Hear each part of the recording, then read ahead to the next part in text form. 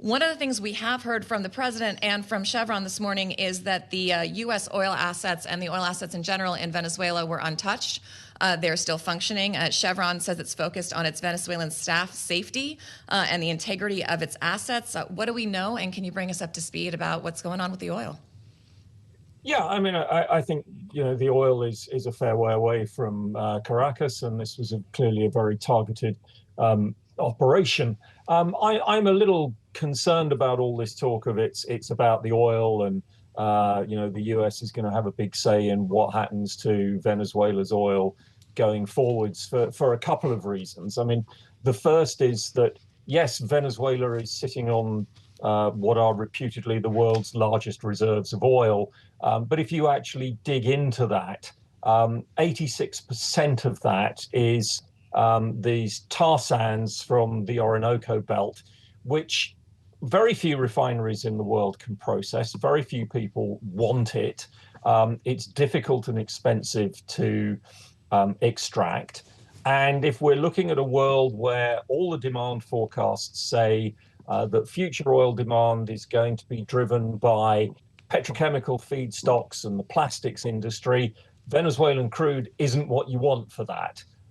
So I would, just question how desirable that is.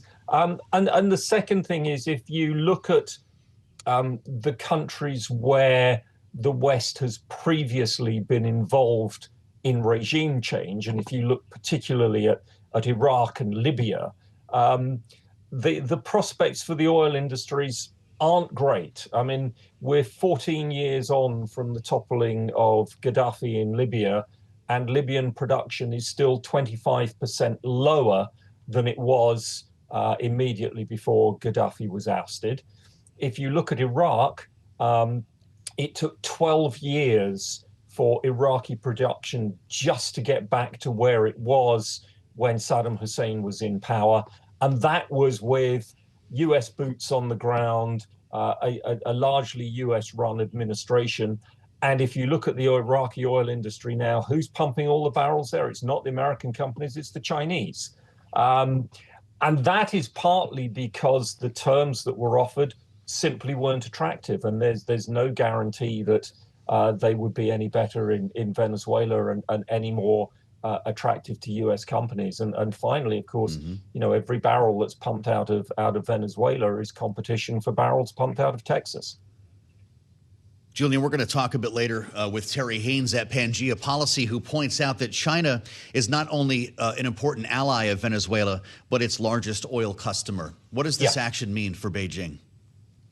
Well, I mean, Beijing has imported about 60 to 65% of all the oil that Venezuela has exported in 2025.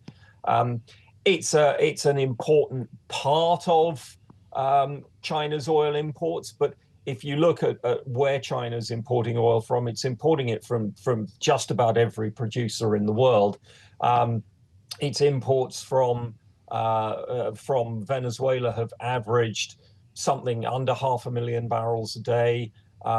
So if it were to lose that, that would be a hit. But, if it does lose it, where does that oil go?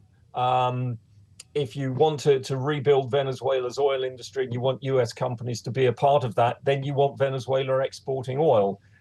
It needs a market for that. I don't think this would be a huge problem for China. There's a lot of oil going into Chinese storage tanks and storage caverns. That's one of the things that has been propping up oil prices. If we saw a complete loss of Venezuelan oil, which nobody's talking about at the moment. I mean, all the talk is about how the oil industry is continuing to function.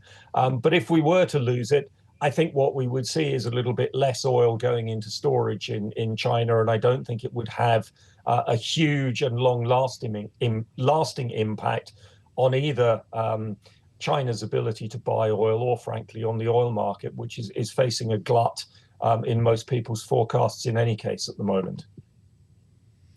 Julian, I want to ask you about this line that we've heard from the administration a few times, including from the vice president and from the president, that the U.S. wants Venezuela to give back stolen oil, and that stolen oil is somehow the property of the United States.